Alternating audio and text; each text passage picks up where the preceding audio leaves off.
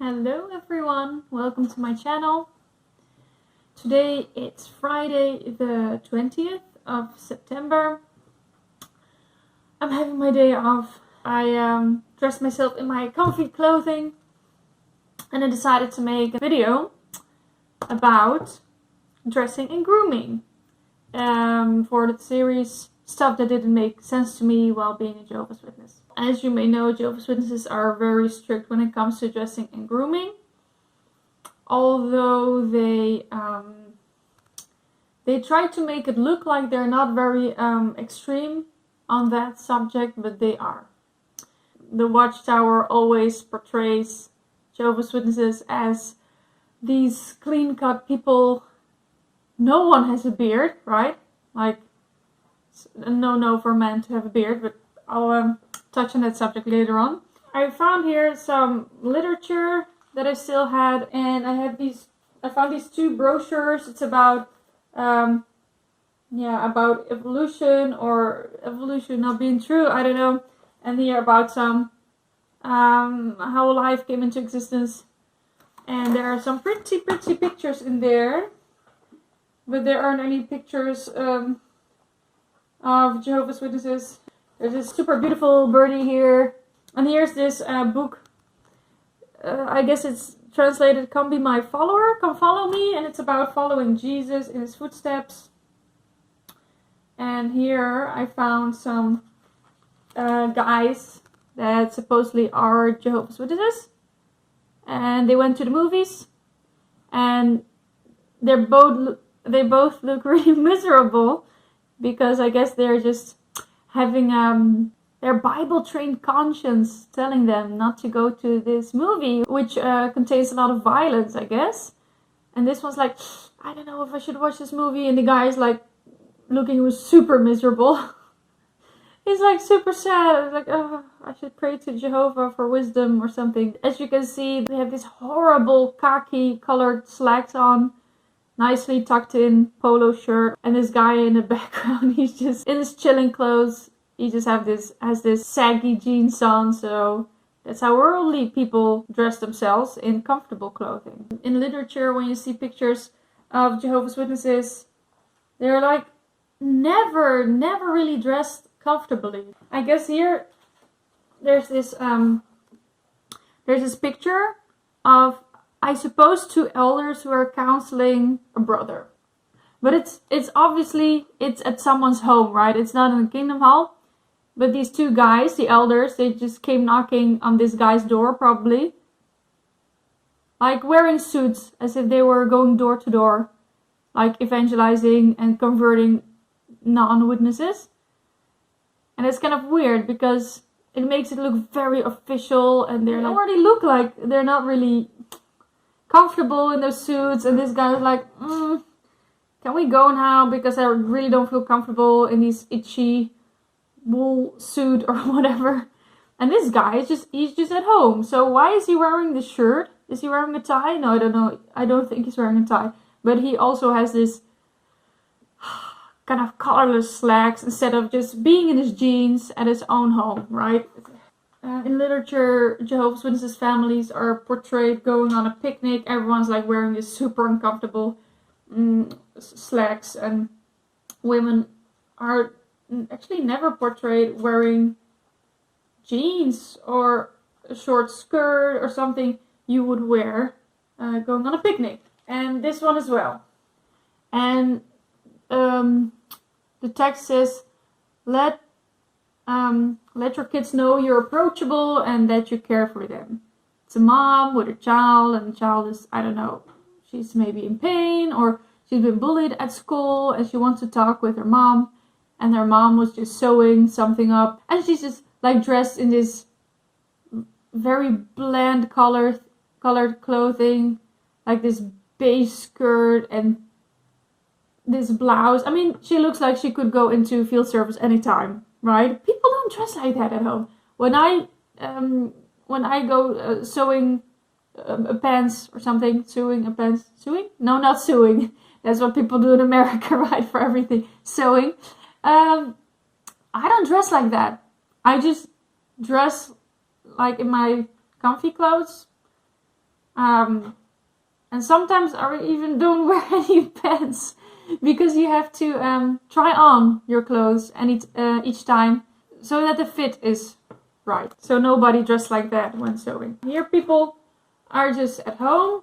They're just studying some publication or whatever. And what it says here is caring parents show patience and tend to the needs of their children. Something like that. The needs of their children. Like, what are the needs of children? It's not doing a Bible study in your most uncomfortable clothes, right? It's like food and clean clothes and schooling, education, whatever. But everyone's like, oh, look how happy they are. And they're like just dressed in those awful khaki slacks again. Like, this is Jehovah's Witness trademark thing. I don't know. They wouldn't go door to door with that kind of slacks. But, yeah, they would wear it at home. The ladies also are dressed in field service clothing. And here as well, they're like playing outside. And you see a dad and his son probably running after it in these khaki colored slacks. I mean, what is up with that? I mean, you can be comfortable in these kind of clothing. And they even have, it looks like he has some dress shoes. I don't know. And here they're just, no, they're not picnicking. They're just eating their meal inside. They just dressed as if they could go to a meeting anytime. It's kind of strange that the Jehovah's Witness, well, the Watchtower actually, needs to portray witnesses as these people that are all dressed the same in those bland, awful colors and awful slacks. Everyone looks the same. Like this corporate image actually, because they have this image when they go door to door in their suits. They're very recognizable for the people that aren't Jehovah's Witnesses. Well, maybe Mormons. They dress themselves as the Jehovah's Witnesses do, I guess. I never really agreed with that kind of prescribed dressing code because I wanted to be different than other people, and I really like to experiment with my style. When I put on a dress or a skirt to go to the meetings, I really never had any problems with wearing skirts. I loved it. It makes me feel very feminine, and I still do like wearing skirts or dresses just to feel kind of feminine because I'm not a girly girl. When going to the meetings, very often like to experiment with different kind of tights. Some were kind of meshy with the black roses or whatever on it, and some were just like checkered or with stripes or with glitters, and I really loved to experiment with that kind of stuff. And I also like these fishnet tights, and my mom was like, you're not gonna go with those to the meeting because you look like a prostitute that way. And I was like, how do you know what prostitutes look like, you know? Prostitutes don't just walk around town like that, you know, maybe in Amsterdam, not in the city where we lived. But my mom forbid me from going to the meetings that way, and I was like, okay, then I don't go. I don't need to go. I mean, it's not that important to me. It's more important to you, I guess. So I didn't go. And my stepfather, he really didn't care. He was like, yeah, you should go with your mom. And I was like, no. I mean, if people care that much for the way I'm dressed and not for the reason why I'm there, what's the deal with that? They go for the same reasons as anyone would go there, right? To for God and for gaining knowledge about the Bible. But no, Jehovah's Witnesses come to meetings to judge people as well. We were always taught to be very modest, but I didn't see any modesty because the people that were modest were mostly like elder sisters, and they were like dressed really awful, like in brown and beige and gray. Don't get me wrong, these colors are fine if you use them in a kind of fashionable way, but yeah, let's be honest, when I was it was around in the 2000s, fashion was terrible. It was horrible. Looking back, I mean, like, it was bad. There were sisters that were dressed like super old-fashioned, and there were younger sisters who were dressed as if they were catwalk models, like with super high heels, short skirts, very tight blouses, and no one said anything about that. And on the district conventions and assemblies, you saw like people dressed as if they were going to a fashion show or something, because that's where you find your marriage partner, I guess. One day I decided to go to the meeting with the pants on, and these pants were really neat, like black, not jeans, no denim, whatever. And some sister came up to me, she was like, hey, you look kind of sporty in that kind of clothes. And I was like, why is this any business of yours? I mean, I wasn't offended, I was more like, why don't you keep track of your own kids? I mean, they left the truth, and she herself as well. One day I was wearing a skirt, so a brother was like, yeah, the skirt is too short. And I was like, yeah, I'm not coming here for a fashion show, so why don't you mind your own business? It's very important to feel good in what you're wearing, because when you're wearing stuff you're not comfortable in, you're not going to be comfortable as a person and in the way you act and the way you talk. So when you can be yourself, then you can be at your best. I watch a lot of XJW YouTubers, and what I've heard very often is that it is frowned upon if you have a beard as a man. If you look at the pictures, the paintings that are in the literature, and by the way, all these paintings are really beautiful. I mean, it's so sad that all these artists just are just wasting their talent, just painting propaganda stuff. They could have done so much more. Look at this one. This is supposed to be Jesus, who's reading from some scrolls, and Jesus has this beautiful beard. Jesus is always portrayed with a beard, but Jehovah's Witness men aren't allowed to have a beard. What's up with that? I mean, we're supposed to follow Jesus. Like, look how handsome he looks with this beard.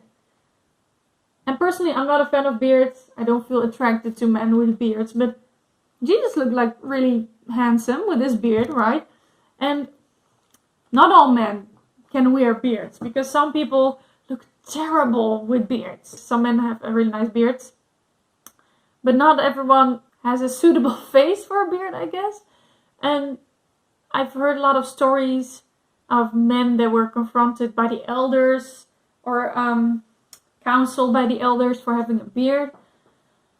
And I don't think that something like that happened in a congregation where I grew up in. And I asked my mom about it, and she told me, yeah, there are some brothers who have beards in our congregation. And I was like, yeah, but they probably are not allowed to have any privileges, right? Well, they have privileges. Some are ministerial servants. So I guess it's like more of a culture thing. Probably in my mom's congregation it isn't a problem, but I haven't seen brothers with beards very often. But there are brothers with mustaches, and I found that, I don't know, some people have really gross mustaches. I mean, me and this other sister used to make fun of his brother, that we called it him having a mustache like as if he would have sauerkraut on his upper lip, because it was like this. It wasn't really beautiful. I think it's very strange for a religion to make up rules that aren't in the Bible about dressing and grooming. And I understand that it's important to have some dignity in the way you dress when you're in the house of God. Modesty doesn't suit everyone, you know. I really don't like to be modest. I really like dressing up and, yeah, I don't know, trying strange stuff. Now at the moment my hair is really kind of normal, but I used to dye it in different colors like red and blue and purple, and I didn't care at all. And it makes me feel great. It gives you a great sense of freedom to look how you want to look. When it's all about being modest, it doesn't matter if you're wearing pants or a skirt as a woman. It doesn't make any sense why you are able to serve God in a skirt and not in pants, because God doesn't care how you dress. As long as you dress respectfully, I guess. I went to other churches and I went in a skirt, of course, because that's how you're supposed to dress when you go into a place of worship. But other people were just like in their normal everyday outfit. And one of my best friends told me on this subject, well, if God does accept me in these clothes, then other people should as well. In other words, people don't have the right to tell me what I should be wearing while worshiping God, because God does accept all people. And that's actually a nice thought to conclude.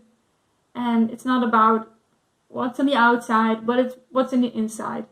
And of course, you should wear clothes that are not torn or dirty, but everyone who has a little bit sense understands that. So that's what I actually want to say about dressing and grooming. Let me know what you think about this subject in the comments, and have a good one. See you next time.